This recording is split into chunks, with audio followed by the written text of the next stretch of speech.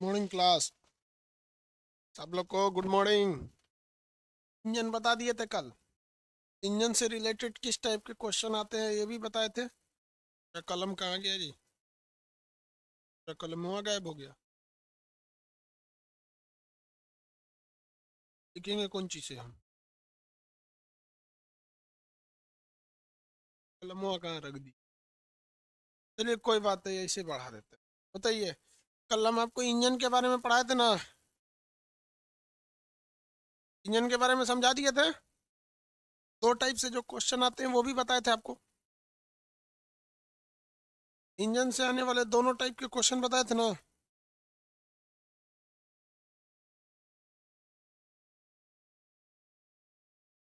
अरे यार, मेरा पेन कहाँ गया? लिखेंगे किसी से, इसी से लिख देते हैं तो स्क्रैच आ जाएगा। चलिए, इंजन के बारे में बता दिए थे। अब देखिए, इंजन जो होता है बड़ी जल्दी गर्म हो जाता है। इंजन जो होता है ना गर्म हो जाता है। गर्म हो जाएगा तो फिर अपनी फुल कैपेसिटी से वो काम नहीं करता है।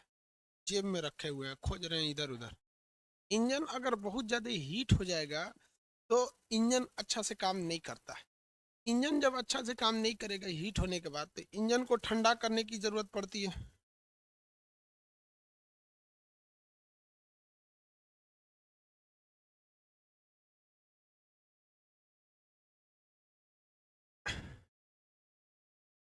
देखिए, इंजन जब हीट ज़्यादा हो जाए, बहुत ज़्यादा गर्म हो जाता है इंजन, तो उसको ठंडा करना पड़ता है।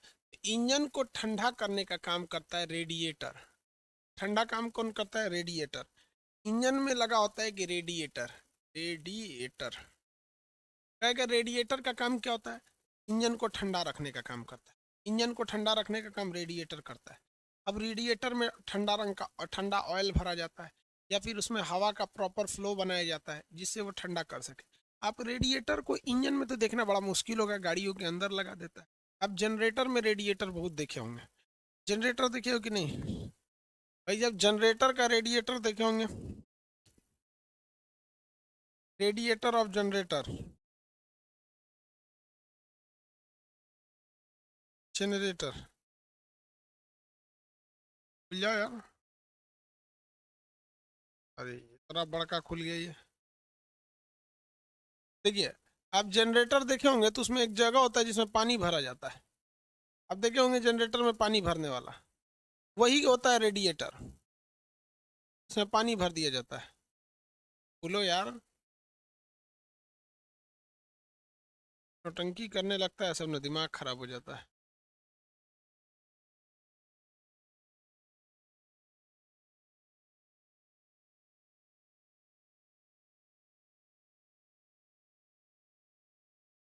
देखिए, ये जो है ये रेडिएटर है। ये क्या है? रेडिएटर। इसमें आप लोग शादी ब्याह में देखे होंगे, बारात और रात में तो पानी भरा जाता है। इसमें क्या किया जाता है? पानी भरा जाता है। ये इंजन को क्या रखता है? ठंडा रखता है। इंजन को ठंडा रखने का काम किसका होता है? रेडिएटर होता है। ये उसको ठंडा रखेगा। लेकिन समस्या जानते हैं कहाँ आ जाती है? कि रेडिएटर में हम लोग पानी का प्रयोग करते हैं। अब आप बताइए, पानी का प्रयोग क्यों किया जाता है रेडिएटर में? कितने लोग बता सकते हैं पानी का प्रयोग ही रेडिएटर में क्यों किया जाता है? सबसे बड़ा रीजन क्या है कि इसका, इसकी विशिष्ट ऊष्मा जो है वो बहुत ज़्यादा होती है। ये जल्दी गर्म नहीं होता है, और जब गर्म हो जाएगा जल्दी ठंडा ही नहीं होता है। इसलिए इसका प्रयोग करते हैं। लेकिन पानी की खराबी क्या है? 0 डिग्री सेल्सियस के बाद वो जम जाएगा। 0 डिग्री सेल्सियस पे वो क्या हो जाएगा? जम जाएगा। अब कश्मीर में आपका टेम्परेचर हो जाता है -20 डिग्री। अब आप बताइए, कश्मीर में -20 डिग्री टेम्परेचर हो गया। अब इसमें आप क्या डालेंगे? पानी डालेंगे, तो जब पनिया जम जाएगा, इसी में पानी जम जाएगा। फिर क्या करिएगा? तो इसमें एंटी फ्रीजिंग एलिमेंट मिलाया जाता है। एंटी फ्रीजिंग क्या मिलाइएगा? Anti freezing. एंटी फ्रीजिंग क्या करता है? ये इसके जमने नहीं देता है। किसी भी चीज को जमने नहीं देता है एंटी फ्रीजिंग। एंटी फ्रीजिंग का काम कौन करता है? Ethylene glycol. Ethylene glycol. Ethylene glycol. तो जमने से रोकने के लिए हम लोग क्या करते हैं, एथिलीन ग्लाइकॉल का प्रयोग करते हैं, जो इसको जमने से बचाता है। अल्कोहल की तरह होता है एथिलीन ग्लाइकॉल। अल्कोहल, अरे यार अल्कोहल तो पारा में डालेंगे लोग एथिलीन ग्लाइको अल्कोहल का प्रयोग करेंगे सर, अल्कोहल डाल दीजिएगा, वो पारा में बुखार नापते समय डाला जाता है। ऐसे इंजन में क्या डाल दिया जाएगा, एथिलीन ग्लाइकॉल डाल दीजिएगा पेट्रोल में, यहाँ पर रेडिएटर में पानी के साथ क्या करिएगा, एथिलीन ग्लाइकॉल मिला के डाल दीजिएगा, पानी जमेगा नहीं, वो उसको जमने नहीं देता है। जो हवाई जहाज वगैरह जो होती है सब, उसका जो फ्यूल होता है, उस फ्यूल में भी एथिलीन ग्लाइकॉल एंटी फ्रेजिंग में एलिमेंट मिलाया जाता है। क्योंकि जहाज जो होती है, कब उसको एयर ट्रैफिक कंट्रोलर कब किधर घुमा देगा किसी को नहीं पता। पता चला वो दिल्ली आ रहा था, दिल्ली एयरपोर्ट खाली नहीं है, वो भेज देगा चले जाइए पंजाब का चंडीगढ़ एयरपोर्ट उतर जाइएगा। चंडीगढ़ कह दिया कि खाली नहीं है, वो भेज देगा शिमला उतरिए, सोचा शिमला में बर्फ पड़ रहा है, उसका पेट्रोल ही जम जाएगा, मरिए जाएगा वो वहाँ पे। इसलिए हवाई जहाज में एंटी फ्रीजिंग मिलाया जाता है, हवाई जहाज के पेट्रोल जमते नहीं हैं। तो इंजन का समझ में आ गया आप लोग को, किसी को कोई दिक्कत नहीं है इंजन में। इसमें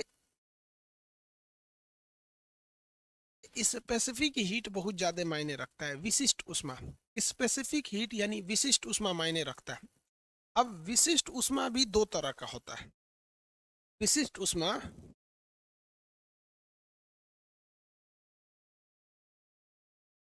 विशिष्ट उष्मा, ये स्पेसिफिक हीट जो होती है वो दो तरह की होती है। एक होता है स्थिर दाब पर, स्थिर दाब पर, और एक होता है स्थिर आयतन पर, स्थिर आयतन पर। यानी अगर किसी चीज को दबाइएगा ना, अगर दबा दीजिएगा तो उसका टेम्परेचर वगैरह चेंज होने लगता है, या किसी चीज की वॉल्यूम बढ़ा देते हैं तो भी टेम्परेचर घट बढ़ सकता है। तो इसको हम लोग कहते हैं एट कांस्टेंट प्रेशर, सीपी। ऐसे कहते हैं कांस्टेंट वॉल्यूम, इसे क्या कहते हैं, सीवी। तो सीपी और सीवी ये दो तरह के आपको विशिष्ट उष्मा देखने को मिलेंगे इंजन में। ठीक है, constant pressure and constant volume, CP, और इसे क्या कहेंगे, एक तो को सीवी के नाम से जानता है, वी और क्या हो गया वॉल्यूम, और सी पर क्या हो गया, सी तो क्या भाई कांस्टेंट है, constant pressure, specific heat at constant pressure, specific heat at constant volume, specific heat at constant volume. ये चीज हो गई यहाँ पर इस विशिष्ट उष्मा को लेकर। अब यहाँ हमेशा एक चीज क्वेश्चन पूछता है, तीन तो क्वेश्चन पूछेगा, ये आपको बस याद रखना है। सीपी बड़ा होता है या सीवी बड़ा होता है, सीपी बड़ा होता है या सीवी बड़ा होता है। तो सीपी हमेशा क्या होता है, बड़ा होता है। अगर आप प्रेशर लगाइएगा, कांस्टेंट प्रेशर रखिएगा, तो उसकी विशिष्ट उष्मा क्या हो जाएगी, ज्यादा हो जाएगी। प्रेशर अगर ज्यादा रहेगा तो विशिष्ट उष्मा ज्यादा। तो ये सीपी और सीवी में रिलेशन हमेशा याद रखेंगे, CP is greater then CV, CP is greater then CV, ये हमेशा याद रखिएगा। दूसरा एक चीज याद रखिएगा, अगर ये बड़ा है, जैसे हम, मेरी ओर समझिए ध्यान से, अगर कोई चीज बड़ी है, जैसे 8 बड़ा है 5 से, आपको पता है ना 8 इज ग्रेटर देन 5, बड़ा है। तो अगर आप 8 से 5 को घटाएंगे तो जरूर इधर कुछ ना कुछ बचेगा, बड़े में से छोटा को घटाते हैं तो कुछ ना कुछ बचता है। वैसे ही ये बड़ा है, तो इसमें से हम इस छोटा को घटाएंगे तो कुछ ना कुछ बढ़ेगा, जिसे कहेंगे आर। सीपी माइनस सीवी बराबर क्या हो जाएगा, आर। इसे कहते हैं मेयर का सिद्धांत, इसे क्या कहेंगे, मेयर का सिद्धांत, मेयर सिद्धांत। ये आपको नहीं पढ़ना है, ये अगर आप इंजीनियरिंग की तैयारी करते या मेडिकल की तैयारी करते तो उस फिजिक्स में यहाँ से काफी क्वेश्चन आते हैं। Specific heat at constant pressure and specific heat at constant volume, बहुत क्वेश्चन आते हैं और ये बहुत इंपॉर्टेंट भी है। बट रेलवे के पॉइंट ऑफ व्यू से ये इंपॉर्टेंट नहीं है, और एनटीपीसी और ग्रुप डी के लिए तो ये इंपॉर्टेंट है ही नहीं। ये टेक्नीशियन वाले में क्वेश्चन पूछ देता है। लेकिन हम आपको बता दिए, कब को वो सोच रहा रेलवे का एग्जाम इतने ज्यादा शिफ्ट में होगा ना, कि जो लास्ट शिफ्ट में फेंकाएंगे लोग, शायद उनसे या तो बहुत इजी क्वेश्चन पूछ दे या तो बहुत टफ क्वेश्चन पूछ दे, नॉर्मल पूछेगा, इसे टेंशन नहीं लीजिएगा लोग यहाँ पे। समझ में आ गया कि नहीं। मेयर सिद्धांत गलत लिख दिए क्या जी, मेयर ठीक तो है।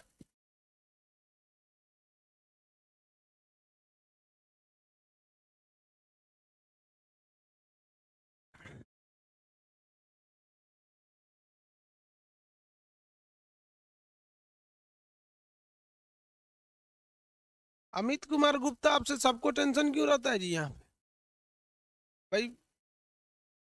आगे देखिए यहाँ पर,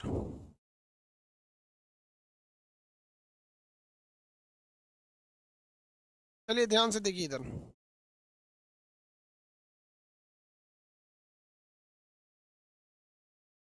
इसके बाद क्या चीज हो गया भैया, ये हो गया। इसके बाद एक और चीज पूछता है, वो आप लोग के किसी काम का नहीं है। सीपी बटा सीभी क्या होता है? सीपी बटा सीभी क्या होता है? जैसे आप देखिए, अगर 8 बड़ा है किससे, 5 से, तो 8 में से अगर 5 घटाएं तो भी हमको कुछ ना कुछ मिला, कुछ ना कुछ मिला। और 8/5 करेंगे तो भी हमको कुछ ना कुछ मिलेगा। यहाँ पर कुछ ना कुछ पक्का मिलने वाला है। समझ में आ गया कि नहीं आ गया? नहीं मिलेगा, वहां पर पॉजिटिव मिलेगा। उसी तरह ये सीपी बटा सीभी, सीपी बटा सीभी, इसे करते हैं तो गामा मिलता है। इसे क्या मिलेगा? गामा, पायसन गुणांक। इसे क्या कहेंगे? पायसन गुणांक। पायसन सिद्धांत नहीं, पायसन गुणांक, पायसन गुणांक। ये आपके किसी काम के लायक नहीं है, नहीं पूछता है, लेकिन ये हमेशा याद रखिए, सीपी बड़ा की सीबी, ये दोनों याद रखिएगा। सीपी हमेशा क्या होता है? बड़ा होता है। Specific heat at constant pressure and specific heat at constant volume. ये आपके आउट ऑफ सिलेबस की चीजें हैं, ये नॉन टेक्निकल पोस्ट के लिए नहीं है। टेक्नीशियन वालों को ये पढ़ाया जाएगा, अदरवाइज को पढ़ाने की इसकी कोई ज़रूरत नहीं है। आगे बढ़ जाते हैं, किसी को कोई दिक्कत नहीं है। अगला क्वेश्चन देखिए, ये हो गया भैया सीपी माइनस सीबी बराबर R. CP is greater than CB और सीपी माइनस सीबी बराबर आर, और ये पायसन गुणांक हो गए। आगे बढ़ जाते हैं। इंजन कंप्लीट हो गया। अब इंजन में एक चीज बच गया कि 4 stroke engine, 2 stroke engine, liner, piston, crank, ये सब क्या चीज होते हैं, या टर्बो चार्ज क्या होता है, ये सब चीजें में आपको, अब इसके लिए आपको एक काम कीजिएगा, यूट्यूब पे देख लेंगे, उस पर बनाए हैं ऑलरेडी, क्योंकि इस पर भी बता देते हैं। बट आपको पता है एग्जाम अचानक 28 तारीख को है, तो दोनों में सेम ही रहता है। 2 वीडियोस होंगे मेरे ख्याल से उस पर, आप गाड़ी से रिलेटेड एग्जाम को पॉइंट ऑफ व्यू से। एक होगा इंजन, इंजन ये फर्स्ट होगा। दूसरा होगा 4x4 इंजन होगा। दिखा देते हैं अब आपको।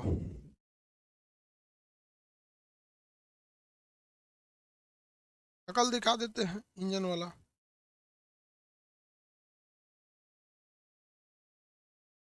कहाँ गया रे ससुरा engine?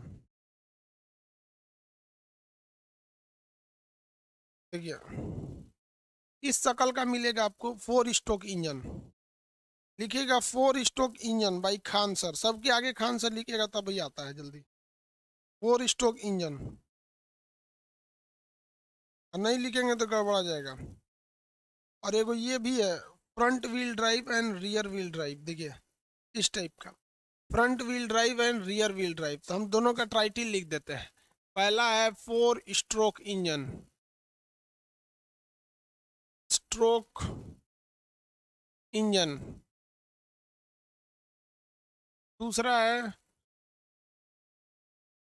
Front wheel drive, front end rear wheel drive.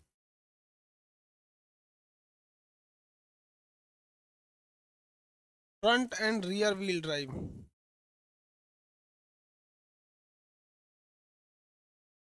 गया। इसको आप देखेंगे। अब हम आगे पढ़ाते हैं, हीट में जो बच गया उष्मागतिकीय निकाय। अब उष्मागतिकीय निकाय को बता देते हैं, ये देख लेंगे लोग, कल क्वेश्चन पूछेंगे इससे, कोई डाउट नहीं आएगा, कोई दिक्कत नहीं होगा, दोनों सेम रहेंगे सब, देख लेंगे ना।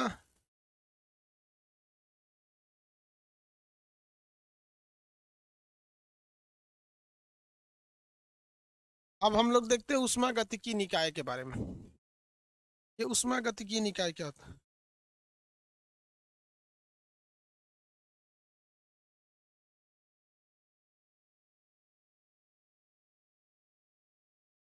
इसको देखिएगा आप लोग। देखिए, थर्मोडाइनेमिक सिस्टम, थर्मोडाइनामिक सिस्टम क्या होता है? थर्मोडाइनेमिक सिस्टम एक ऐसा सिस्टम जो फंक्शन करता हो, क्या करता हो? फंक्शन करता हो। किस चीज पर फंक्शन करता हो? उसके वॉल्यूम पर फंक्शन करता हो, उसके टेम्परेचर पर फंक्शन कर, उसके प्रेशर पर फंक्शन करता हो। यानी अगर वॉल्यूम को बढ़ाएंगे घटाएंगे तो उसका चेंजिंग हो जाएगा, टेम्परेचर को बढ़ाएंगे घटाएंगे तो चेंजिंग हो जाएगा, प्रेशर को बढ़ाएंगे घटाएंगे तो चेंजिंग हो जाएगा। इस आधार पर थर्मोडायनेमिक सिस्टम को कई भाग में बांटते हैं। एक का नाम होता है समतापीय, एक को कहते हैं रुद्धोष्म, एक को कहते हैं एडियाबेटिक। ये इंग्लिश होते हैं सब इस चीज के। अब इसको थोड़ा थोड़ा आप समझिए, इंपॉर्टेंट हो जाते हैं, ये कुछ खास नहीं है। एक होता है सम आयतनिक, समदाबीय, सम आयतनिक, समदाबीय,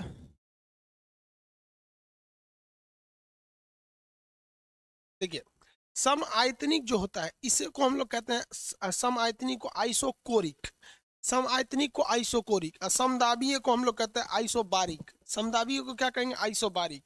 इसे कहते हैं आइसोकोरिक और इसे कहते हैं आइसोबारिक। देखिए कहने का सेंस क्या है, एक ऐसा इंजन लेना है, एक ऐसा सिस्टम लेना है जिसमें आयतन बढ़ता घटता नहीं है। इसका आप एग्जाम्पल क्या देख सकते हैं, आयतन कभी बढ़ेगा घटेगा नहीं कुकर में। क्या नहीं घटता है? कुकर में नहीं बढ़ता घटता है। कुकर एक ऐसा डिवाइस होता है जो 2 लीटर का कुकर है तो 2 लीटर रहेगा, गर्म करते रहेंगे ना तो सोचेगा हम आयतन बढ़ जाए, लेकिन आयतन उसका ढक्कन बढ़ने नहीं देता है। तो ये कैसा नहीं क्या होता है? सम आयतनिक होता है। सम आयतनिक चीजों में प्रेशर बड़ी ज्यादा बढ़ने लगता है। प्रेशर क्या होता है? नीचे से कुकर में प्रेशर बढ़ने लगता है। समदाबीय प्रोसेस क्या होता है? दबाव सेम रहता है, इसमें प्रेशर को कांस्टेंट रखता है, दाब क्या रहता है? समान रहता है, दाब समान। अब यहाँ से आपको क्वेश्चन नहीं पूछता है, ये क्वेश्चन नहीं पूछेगा। क्वेश्चन कहाँ से पूछता है आपको? सुनिए, पूछता है समतापीय,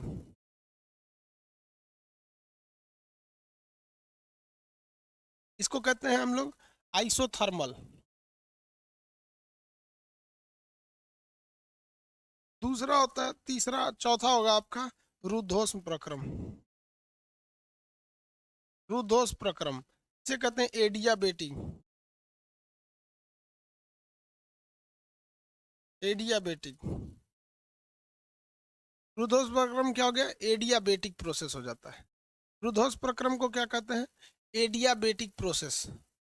रुद्धोष्म प्रक्रम को एडियाबेटिक प्रोसेस कहा जाता है। ये दो आपसे पूछेगा, चलिए हम इन दोनों को आपको पढ़ा देते हैं। समतापीय प्रक्रम, प्रक्रम, प्रक्रम का मतलब होता है प्रोसेस। इसे कहेंगे आइसो, तापमान से में तो थर्मल, प्रक्रम को प्रोसेस। भाई साहब ये एक ऐसा प्रोसेस है ना कोई काम हो रहा है लेकिन टेम्परेचर नहीं बदलता है। अब आप सोचिए ना कि हम कोई भी काम करते हैं तो टेम्परेचर बदलता है। जैसे देखिए, अगर रोटी बना दिए हैं, क्या बना दिए हैं? रोटी बना दी है। अब रोटी पचक रही है ना तो समझिएगा वो कुछ ना कुछ ठंडा हो रही है। हाथ ऐसे ऐसे रगड़ रहे हैं, रगड़ना छोड़ देंगे ना तो धीरे धीरे ठंडा हो जाएगा। ये कह रहे नहीं, मूवमेंट भी हो रहा है, टेम्परेचर भी नहीं बदल रहा है। उसको क्या कहेंगे? समतापीय प्रक्रम। आप आप ऐसा कभी कल्पना करेंगे? अब जैसे मान लीजिए गाड़ी चल रही है, अचानक हचाक से ब्रेक मारे तो गाड़ी घरघरा के रोकेगी तो टेम्परेचर तो बढ़ ही जाएगा। ऐसा एग्जांपल हम आपको दो ठो दिखाते हैं। आप अगर देखेंगे, बर्फ से पानी, बर्फ से पानी बनना। दूसरा आप देखेंगे मोम का गलना, मोम का गलना। दोनों एक अलग अलग प्रोसेस है लेकिन दोनों में टेम्परेचर सेम रहेगा। कैसे? देखिए, अगर बर्फ 0 डिग्री सेल्सियस पे है और पानी बनेगा तो वो भी 0 डिग्री सेल्सियस पे हो जाता है। यहाँ बर्फ से पानी बन गया लेकिन क्या टेम्परेचर चेंज हुआ? नहीं चेंज हुआ, सेम टेम्परेचर पे रह जाता है, सेम टेम्परेचर पे वो भी रह जाएगा। इसी को कहते हैं समतापीय प्रोसेस। अब मोम जब गलता है तो आप देखेंगे, मोम को गर्म करिएगा ना तो जो मोम अभी ऊपर मोमबत्ती पे है, आप अगिया मत पकड़ लीजिएगा, गला हुआ मोम देखिएगा जो उसका टेम्परेचर है, जब ये नीचे टपक जाएगा तो उसका भी वही टेम्परेचर रहता है।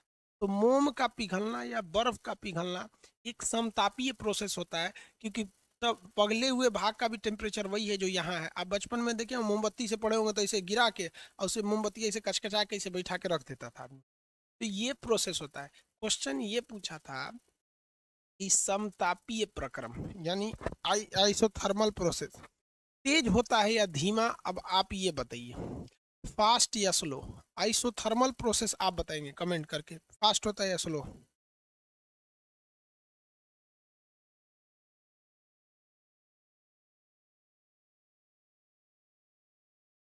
अरे कुकर का वॉल्यूम क्यों नहीं बदलता है भाई? अब वॉल्यूम का मतलब होता है फैलने वाला जगह। कुकरवा में ढक्कन लगाते हैं, दलवा कहाँ फैल पाता है? पतीली में देंगे तो बाहर आ जाएगा। स्लो होता है रे बेवकूफ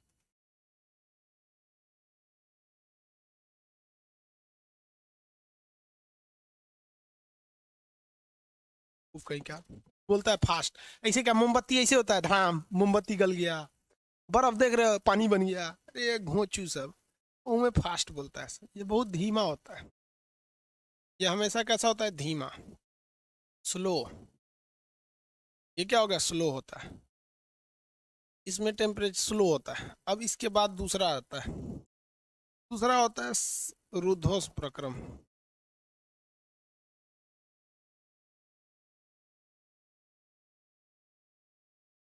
रुद्धोष प्रक्रम को कहा जाता है एडियाबेटिक।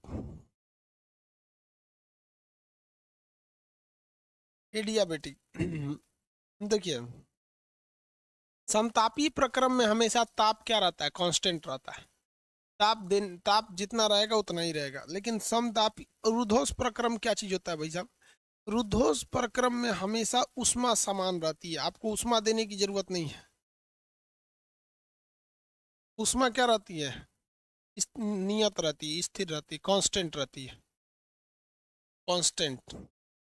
एक ऐसा प्रेशर, एक ऐसा प्रोसेस जिसमें आपको बाहर से हीट देने की जरूरत नहीं है, वो अंदर से ही हीट हो जाएगा। जैसे आप बताइए, बुखार जब होता है तो क्या हमें बाहर से हीट दिया जाता है कि हमारा शरीर अंदर से ही हीट हो जाता है? हमारा शरीर अंदर से ही हीट हो जाता है, रुद्धोष प्रक्रम की तरह अंदर से ही हीट होने लगता है। तो इसमें आपको ऊष्मा कांस्टेंट रहती है।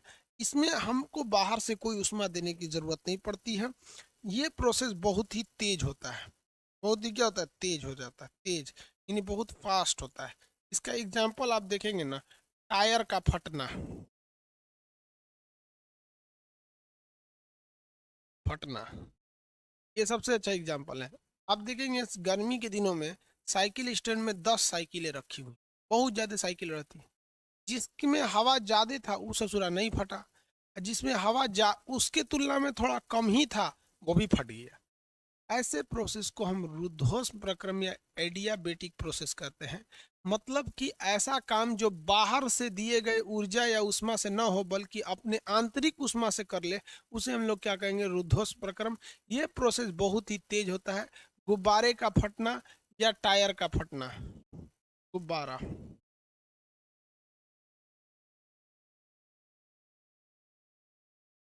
गुब्बारा का फटना। गुब्बारा का फटना या टायर का फटना, ये दोनों बहुत ही तेज होते हैं सर। आपको संभलने का मौका ही नहीं देगा, आप देखते रह जाएंगे साइकिल स्टैंड में भैया किसकी साइकिल फटी है। तो वो बहुत ही तेज प्रोसेस हो जाता है। समझ में आ गया कि नहीं आ गया? किसी को दिक्कत तो बोलिए।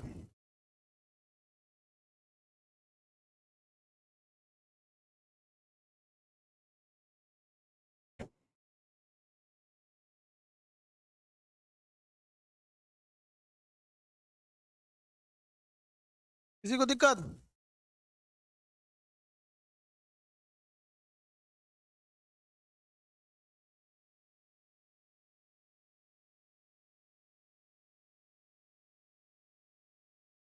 चलिए अब आगे समझते हैं। किसी को हीट वाला चैप्टर में अब दिक्कत नहीं है, यही मेन टॉपिक था हीट का। अब हम लोग वेब शुरू करते हैं, तरंग। क्या शुरू करते हैं भाई साहब? वेब यानी तरंग।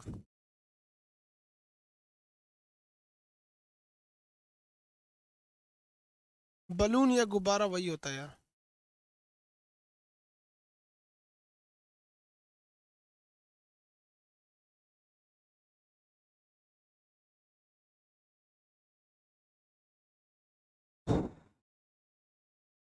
चलिए यार, बहुत लंबा चैप्टर है वेब।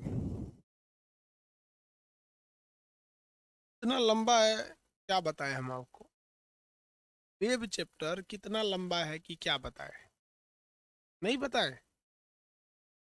वो कह रहा है लंबा है तो छोड़ दी। वेकू, अगर वेब छूट गया तो पूरा फिजिक्स छूट गया। आपको बचा क्या? Web, electric magnet. वेब में ही आता है आपका साउंड और लाइट। तरंग। तरंग भैया दो टाइप की है। तरंग किसे कहते हैं? किसी भी जगह पर उत्पन्न होने वाले हलचल को तरंग कहते हैं। मेरे हाथ को देख रहे हैं, ये तरंग बन जा रहा है। तो किसी भी जगह पे उत्पन्न होने वाले हलचल को या विक्षोभ को या डाइवेशन को, वाइब्रेशन को हम लोग क्या कहते हैं? तरंग कहते हैं। क्या कहेंगे? तरंग कहेंगे। तरंग भाई दो टाइप की होती है। तरंग कितने टाइप की होगी? दो टाइप की। एक तरंग होती है जिसे हम लोग कहते हैं विद्युत चुंबकीय तरंग। विद्युत चुंबकीय तरंग, इसको इंग्लिश में कहते हैं electromagnetic wave. Electromagnetic wave, electromagnetic wave कहते हैं। और एक होती है ना यांत्रिक तरंग। यांत्रिक तरंग, इंग्लिश में इसे कहते हैं मैकेनिकल वेव। इंग्लिश में मैकेनिकल, इंग्लिश में इसे क्या कहेंगे? मैकेनिकल वेव, यांत्रिक तरंग कहते हैं। तरंग दो टाइप की हो गई, विद्युत चुंबकीय तरंग और यांत्रिक तरंग। देखिए, इसमें हमको पढ़ लेना है ध्वनि के बारे में और इसमें पढ़ लेना है प्रकाश के बारे में। प्रकाश एक विद्युत चुंबकीय तरंग है और ध्वनि एक यांत्रिक तरंग है। तो ये सबको इधर पढ़ लेंगे और बाकी को इधर पढ़ लेंगे, तो भैया इसी में बहुत टाइम लगने वाला है, फिर उसमें पढ़ना पड़ेगा। चलिए देखिए, इसकी दो चार विशेषता समझ जाते हैं विद्युत चुंबकीय तरंग के। हम लोग को स्टार्ट इधर से करना है, बाद में उधर चलेंगे। स्टार्ट किधर से करना है? विद्युत चुंबकीय तरंग से। विद्युत चुंबकीय तरंग क्या होते हैं सब, कैसे कौन सी कैटेगरी होते हैं सब, ये सब को हम लोग देखेंगे लोग। इसके बाद हम लोग जानेंगे लोग यांत्रिक तरंग के बारे में। ठीक है, देखिए पहला इसकी खोज किसने किया था? तो इसकी खोज किया था मैक्सवेल ने। इसकी खोज मैक्सवेल अलग था भाई, उसको आगे बताएंगे। इसकी चाल देखिए, इसकी चाल सबसे पहले होती है 3 × 10⁸, यानी ये प्रकाश की चाल से चलते हैं सब। दूसरी कैटेगरी क्या होती है भैया? ये निर्वात में भी जा सकते हैं। कहाँ जा सकते हैं? निर्वात। निर्वात को कैसे कैसे कहते हैं? वैक्यूम में कहते हैं, वैक्यूम। ये कहाँ जा सकते हैं भाई साहब? वैक्यूम में जा सकते हैं। कहाँ जा सकते हैं? वैक्यूम में चल सकते हैं। वैक्यूम, देखिए किसी भी चीज को चलने के लिए आप इतना तो ध्यान रखिए, कुछ न कुछ पकड़ के चलना पड़ता है। विदाउट पकड़े आप नहीं चल सकते। आप जमीन पे चलते हैं, आपका पैर जमीन को पकड़ कर चलता है, फिसलन वाली जगह को नहीं पकड़ पाता है, नहीं चल पाते। तो आप सॉलिड को पकड़ कर चलते हैं, सॉलिड को पकड़ कर चलते हैं। मछली लिक्विड को पकड़ कर चलती है, कहीं ना कहीं उसको लिक्विड को पकड़ के चलते हैं। और पक्षी जो होते हैं सब, पक्षी ये हवा को पकड़ कर चलते हैं, ऐसे ऐसे हवा को काटते हैं। हेलीकॉप्टर हो गया, ये हो गया। क्या होगा अगर हवा ही न रहे? तो कुछ चल ही नहीं पाएंगे सब कोई। इनको चलने के लिए किसी चीज की जरूरत नहीं है, निर्वात में चल सकते हैं। मैक्सवेल, इसकी खोज किसने किया था? मैक्सवेल साहब ने किया था। किसने किया? मैक्सवेल साहब ने किया। इस पर किसी भी टाइप का चार्ज नहीं होता है, नो चार्ज होते हैं। ना ये पॉजिटिव होते हैं ना ये निगेटिव होते हैं। तो आप बताइएगा, अगर हम किसी विद्युत चुंबकीय तरंग को किसी विद्युत क्षेत्र में, इलेक्ट्रिक क्षेत्र में जाएंगे तो डाइवर्ट करेगा? नहीं करेगा। क्यों नहीं डाइवर्ट करेगा? या नीचे वाली लाइट बुझा देते, आंख पे पड़ रहा है। क्यों नहीं डाइवर्ट करेगा? क्योंकि उसके ऊपर किसी भी टाइप का चार्ज नहीं है, उसके ऊपर किसी भी टाइप का चार्ज नहीं है। इसमें दो चार चीजें आप अच्छे से याद रखेंगे। इनकी चाल कितनी होती है? प्रकाश के चाल के बराबर होती है। चाल कितनी होगी? ये क्या कर रहा है ले तू लोग क्लासों में?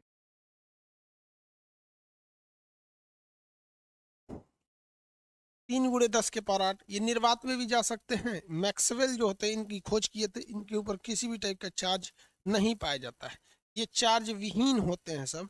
इनके पास जो ध्रुवण की क्षमता होती है और ये अनुप्रस्थ होते हैं। भैया अब ये ध्रुवण और अनुप्रस्थ क्या होता है याद रखिएगा। इनमें ध्रुवण देखी जाती है यानी पोलराइजेशन, और ये अनुप्रस्थ होते हैं। अनुप्रस्थ होते हैं। अनुप्रस्थ का मतलब होता है 90 डिग्री पे चलते हैं सभी से। देखिए ऐसे जाएंगे सब ना, ये ऐसे ऐसे गलती करेंगे सब, ऐसे ऐसे। ये कई डायरेक्शन में दिखने लगते हैं। इसी घटना को कहते हैं हम ध्रुवण कहते हैं। इस घटना को क्या कहते हैं? ध्रुवण कहते हैं, पोलराइजेशन कहेंगे। इसलिए कभी भी सूरज की रोशनी आएगी ना तो आपको एकदम क्लियर नहीं दिखेगा, आँखिया चुनहरिया आ जाएगा, ये चीज दिखिए नहीं रहा है, चारों ओर से रोशनी पड़ने लगेगा आँख पर। तो उसी को चुंधरिया जाने को क्या कहते हैं? ध्रुवण कहते हैं। क्या कहेंगे? ध्रुवण की घटना कहते हैं। इनमें ध्रुवण की भी घटना देखनी होती है। अब ये ध्रुवण आगे पढ़ना है, अनुप्रस्थ तरंग आगे पढ़ना है। ये दो क्वालिटी हम आपको बता, ये बच्चों वाली चीज थी, इसको आप याद रखेंगे। दूसरा एक चीज आप याद रखेंगे इसमें कि किसी भी विद्युत चुंबकीय तरंग के पास जो ऊर्जा होती है, क्या होती है, जो ऊर्जा होती है, ऊर्जा वो होती है ई। ऊर्जा ई बराबर होती है H into mu. H into mu. H जहां प्लांक कांस्टेंट है, आगे बताएंगे इसकी वैल्यू क्या होती है। म्यू जो होती है आवृत्ति होती है। क्या होती है? आवृत्ति, फ्रीक्वेंसी। यानी अगर किसी चीज की फ्रीक्वेंसी, किसी तरंग की फ्रीक्वेंसी ज्यादा हो गई, उसकी ऊर्जा भी ज्यादा होगी, उसकी ऊर्जा भी ज्यादा होगी। कंफर्म है? अगर किसी तरंग की ऊर्जा को बढ़ानी है तो आपको उस तरंग की फ्रीक्वेंसी बढ़ानी पड़ेगी। आवृत्ति यानी फ्रीक्वेंसी बढ़ानी पड़ेगी। फ्रीक्वेंसी आगे पढ़ना है, कैसे बढ़ेगा कैसे नहीं घटेगा, सी एल ऑसिलेटर में पढ़ना है, CRO, cathode rays oscillator, CRO। Energy क्या हो जाएगी? बढ़ जाएगी। याद रहेगा, अगर ऊर्जा बढ़ेगा तो याद रखिएगा उसके पेनिट्रेशन क्षमता यानी भेदन क्षमता, भेदन क्षमता बढ़ जाएगी, मतलब छेद के निकलने की क्षमता। अगर किसी तरंग की फ्रीक्वेंसी बहुत ही ज्यादा है, बहुत ही ज्यादा है, तो उसके पास ऊर्जा ज्यादा है, और अगर ऊर्जा ज्यादा है तो भेदन क्षमता ज्यादा है। आप सबको पता है कि सबसे ज्यादा छेदने की क्षमता गामा रेस की होती है। किसकी होती है? Gamma rays.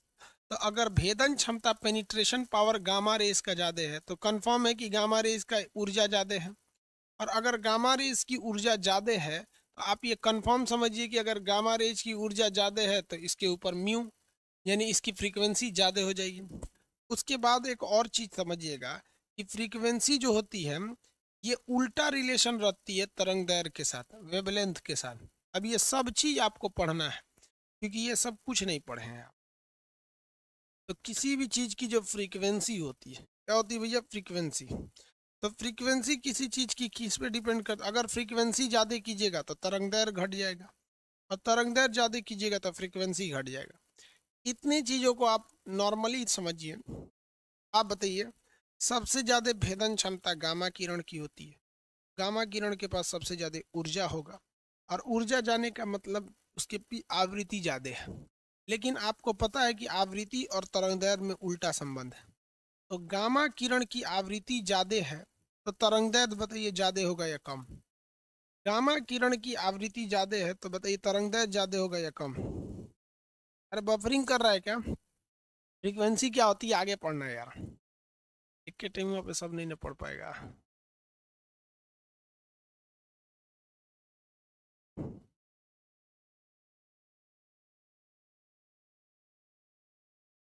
थोड़ा नेटवर्क प्रॉब्लम भाई, कल से सर्वर गड़बड़ चल रहा है सबका। कल यूट्यूबों का सर्वर गड़बड़ हो गया। कम रहेगा, कम। क्या होगा भैया? कम होगा, कम। क्या हो जाएगा? कम हो जाएगा। वेरी गुड, कम रहेगा। क्या रहेगा? कम रहेगा। किसी को दिक्कत? हाँ, फ्रीक्वेंसी ज़्यादा रहेगी तो उसका वेवलेंथ जो है तरंगदैर्घ्य वो क्या हो जाएगा? कम हो जाएगा।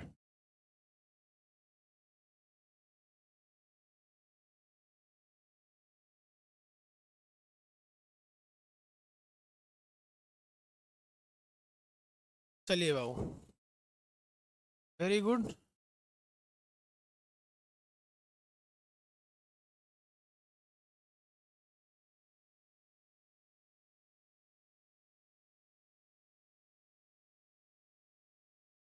आगे देखिए, कल सर्वर में पता नहीं क्या प्रॉब्लम है, तो पूरे हिंदुस्तान का सर्वर बैठा हुआ था, ऑल ओवर इंडिया का था।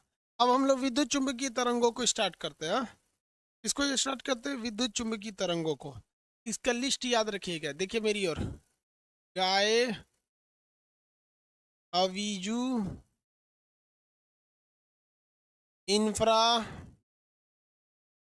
मारे। शॉर्टकट में बोलिए, गाय, अवीजू, इंफ्रा, मारे। शॉर्टकट बोलते चलिए, गाय, अवीजू, इंफ्रा, मारे। बोलिए फटाफट मेरे साथ बोलते रहिए, गाय, अवीजू, इंफ्रा, मारे। गाय, अवीजू, इंफ्रा, मारे। गाय, अवीजू, इंफ्रा, मारे। बोलते रहिए मेरे साथ, गाय, अवीजू, इंफ्रा, मारे। गाय, अवीजू, इंफ्रा, मारे। गाय अविजु इंफ्रा मारे। अब ये गाय से क्या हो गया भैया, गाय से हो गया गामा किरण, गामा रेज। इंग्लिश हिंदी दोनों में इसे क्या कहा जाता है, गामा कहा जाता है। इंग्लिश और हिंदी दोनों में क्या कहा जाता है, गामा कहा जाता है, गामा रेज कहा जाता है। किसी को कोई दिक्कत नहीं है। ए से क्या हो गया, एक्सरे हो गया, ए से एक्सरे हो गया। आ से क्या हो गया, आ से हो गया ultra violet, ultra violet, UV जिसे कहते हैं अल्ट्रा वायलेट, अल्ट्रा वायलेट। इसी को यूवी कहते हैं किरण, इसी को कहते हैं परावैगनिक, परावैगनिक। ये भाई साहब विजुअल है, विजुअल, इसको कहते हैं दृश्य तरंग, और इसी को कहा जाता है प्रकाश। इसी को आपको चैप्टर पढ़ने में दिक्कत होती है, यही वाला टॉपिक हुआ खाली, विजुअल वाला को, विजुअल को। इंफ्रा से होता है इंफ्रारेड, इंफ्रारेड, हिंदी में कहेंगे अवरक्त।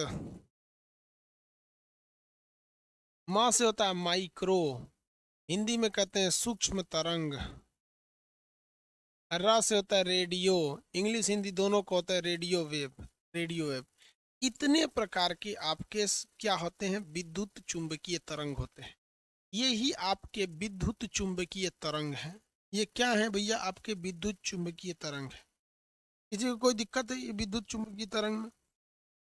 भाई सर्वर क्या दिक्कत आ रहा है, नहीं ठीक है सर्वर। विद्युत चुंबकीय तरंग है, इसको याद रखिएगा कि इस कोना अगर आप आते हैं तो इस कोना में आपकी आवृत्ति बढ़ती है, और जब कभी भी आवृत्ति बढ़ेगी तो ऊर्जा बढ़ेगी, और ऊर्जा बढ़ेगी तो पेनिट्रेशन क्षमता, भेदन क्षमता पे प्रभाव पड़ेगा, भेदन क्षमता भी बढ़ जाएगी। लेकिन अगर इस साइड जाइएगा तो इस साइड जाने पे तरंग दैर्घ्य बढ़ता है, तरंग दैर्घ्य बढ़ता है। इस साइड जाने पे क्या बढ़ता है भैया, तरंग दैर्घ्य बढ़ता है। इस साइड में क्या बढ़ेगा, तरंग दैर्घ्य बढ़ेगा। अब आप बताइए, सबसे ज्यादा आवृत्ति गामा की, सबसे ज्यादा ऊर्जा गामा का, सबसे ज्यादा भेदन क्षमता गामा का, लेकिन तरंग दैर्घ्य गामा का, क्योंकि तरंग दैर्घ्य उधर जाने पे बढ़ता है। जैसे जैसे जाएंगे अल्फा पे तो अल्फा का तरंग दैर्घ्य थोड़ा ज्यादा होगा, लेकिन ये सब चीजें कम हो जाएंगी। अल्ट्रावायलेट की आवृत्ति ऊर्जा भेदन क्षमता थोड़ी और कम होगी, जैसे इंफ्रारेड की और कम हो जाएगी, माइक्रोवेव की और कम हो जाएगी, रेडियो वेव की और कम हो जाएगी। यानी जब आप इधर से उधर क्षमता बढ़ती है, छेदने की क्षमता बढ़ती है। इस शॉर्टकट को 4 बार बोलिए, याद करके बताइए। सबसे ज्यादा भेदन क्षमता किसकी होती है, गामा रेस की, किसकी होगी, गामा रेस की। गाय अविजु इंफ्रा मारे, gamma rays, X rays, ultraviolet, gamma rays, X ray, ultraviolet. अब देखो भैया, ये 3 गो जो है सब नहीं, बड़ी खचरा है सब, ये हम लोग को बर्दाश्त नहीं हो पाते, फाड़ देता है सब माथा होता। उसके बाद आता है हम लोग का प्रकाश, जिसे हम लोग कहते हैं विजुअल। देखिए ध्यान से, प्रकाश जो है विजुअल, ये हम लोग को बहुत अच्छा लगता है। यानी इससे इधर 3 गो, इसके इधर 3 गो, हई हम बर्दाश्त नहीं कर पाते हैं, हई हई हम देखिए नहीं पाते हैं, हई देखिए नहीं पाते हैं, बर्दाश्त नहीं कर पाते हैं। बीच में है यह भैया हमारा प्रकाश, प्रकाश को ही हम देख पाते हैं। इधरों को नहीं देख पाते हैं क्योंकि एकदम भयानक है, इसको भी नहीं देख पाते हैं क्योंकि एकदम में कम में है। समझ में आ रहा है आपको? बीच में है हम लोग प्रकाश, 3 गो एने, 3 गो एने, एगो बीच में, 7 गो हो गई टोटल। इधर देखिएगा तो गामा खतरनाक, एक्सरे खतरनाक, अल्ट्रावायलेट यानी यूवी रेज खतरनाक। इधर देखेंगे तो इधर हो जाएगा आपका infrared, micro, radio, infrared, micro, radio. इस साइड में gamma, X ray, ultraviolet, gamma, X ray, ultraviolet. कभी सुने हैं कि इंफ्रारेड रोशनी खराब है? ये खराब नहीं है। समझ में आ रहा है कि नहीं आ रहा है?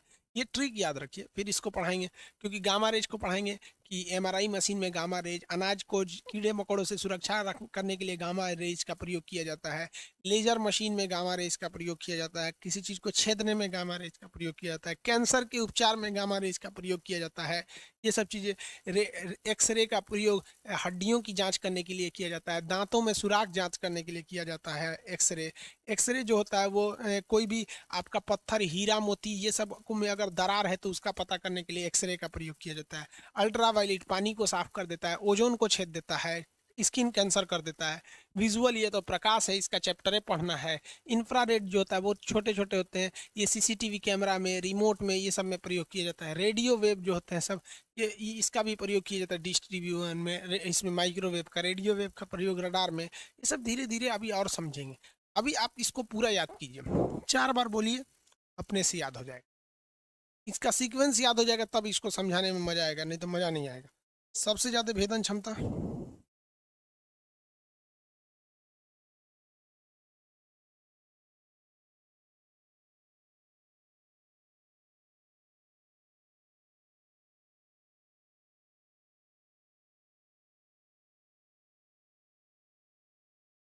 चलिए इसको आप याद कीजिए, अच्छा से याद कीजिएगा। अब इसको कल बताएंगे।